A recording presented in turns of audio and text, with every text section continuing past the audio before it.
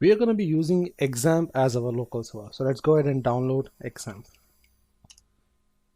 Okay, so you can see we got the first link. Just click on that one and select the download for Windows button.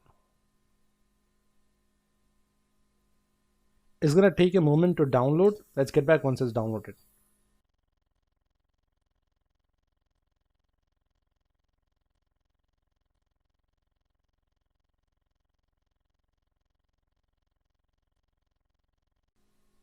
Okay, now that we have downloaded Xampp, let's install this. So double click on this one and click on yes.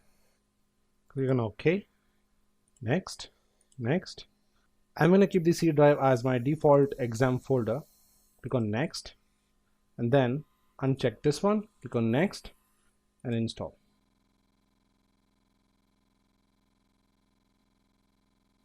Okay, our Xampp is now installed. So what you can do is you can uncheck this one because we don't want to start it right now. We still have some configuration to be done, and just hit on finish.